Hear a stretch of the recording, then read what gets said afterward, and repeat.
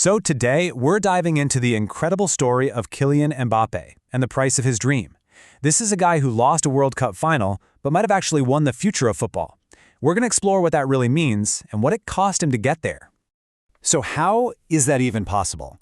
How can you lose the biggest game on the planet, but somehow win over the entire world's attention? It's a great question, right? And honestly, it gets right to the heart of what makes this guy so captivating. That 2022 World Cup final, man, it was a perfect example of this exact paradox. All right, so let's start there. It all really came to a head in that absolutely unforgettable 2022 final. A match where Mbappe, well, he became a king, even though his team lost. You know, going into that final, the story was already written, or so we thought. It was all about one guy, Lionel Messi. This was his last dance, his final shot at glory. But by the time that final whistle blew, a completely new story had taken over. The spotlight had shifted. It was the undeniable arrival of a new king, King Kylian. I mean, just look at what he did. He scored a hat trick in a World Cup final. That hadn't been done since 1966. He literally snatched the Golden Boot award right away from Messi. He single-handedly dragged his team back from the brink of defeat not once, but twice. The message couldn't have been clearer. Yeah, Argentina had a legendary team, but France had Mbappe, an absolute force of nature. So that's the player we see today. But how did he get here? How does a boy who started with, well, absolutely nothing become the most valuable player in the entire world? Because this global superstar, he didn't just appear out of thin air. To really get what drives him, we have to go back. Back to a place and a time you probably wouldn't expect. And that brings us to the story of the boy with a dream. A kid from the suburbs of Paris who started out with nothing, except for a really big dream. Just listen to this. This is a direct quote from his mother. "My son, forgive me. We couldn't arrange for food today." Just let that sink in. This was a time when poverty was so real, so severe, that some nights there was literally no food on the table. It's a pretty heartbreaking look into the kind of hardship that just fueled his ambition. And the struggle was very real. He didn't even have his own football shoes. Can you imagine? He had to play in his dad's oversized shoes, and he'd stuff them with paper just to make them fit, just so they wouldn't fly off his feet while he was trying to play. So he was born in Paris, and his life was really just this cycle of struggle and this laser-sharp focus on football. His hero, Cristiano Ronaldo. I mean, his bedroom walls were completely covered in posters of the guy, like a shrine. He used to talk to the posters, telling his mom that one day he was actually going to meet that man. And that dream, that's what kept him going as he and his father walked 11 kilometers to practice and then 11 kilometers all the way back home every single day. And then, when he was just 14, something that seemed totally impossible happened. He got an invitation to practice with Real Madrid. He didn't just get to see the famous stadium, he finally met his hero, Cristiano Ronaldo.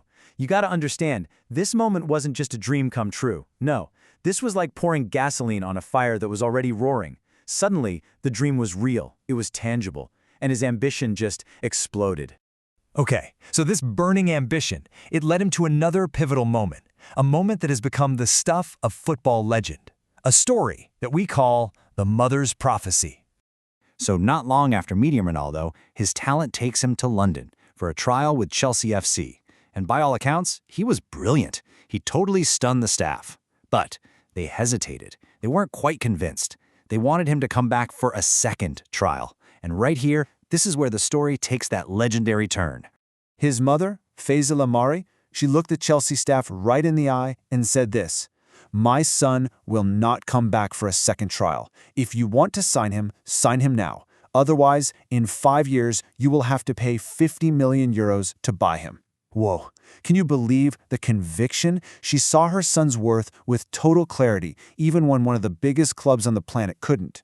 It was just this audacious, powerful, unshakable belief in his destiny.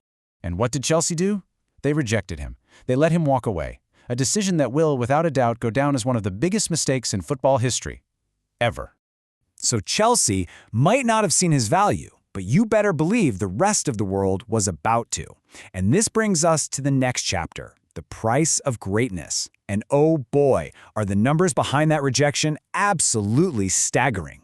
Because on August 31st, 2017, almost exactly 5 years later, his mother's prophecy was fulfilled, and then some. In fact, she'd seriously underestimated. She was off by, well, a lot. Check this out. Paris Saint-Germain paid 182 million euros to sign him.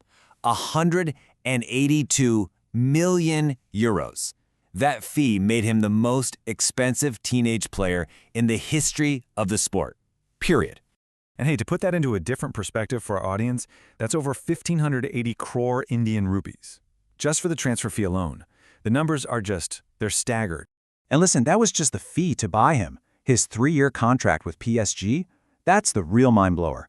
We're talking a net salary of 590 crores, a signing bonus of 1,500 crores, and then loyalty bonuses that bring the grand total to roughly 5,250 crores. Just think about that. The boy who stuffed paper in his father's shoes was now one of the highest-paid athletes on the entire planet. But you know what? The story isn't just about the insane amounts of money. For me, the most compelling part of this whole thing is what he did with all that success.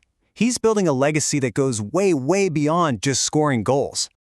Remember, even before that huge PSG contract, at just 19 years old, he led France to win the 2018 World Cup.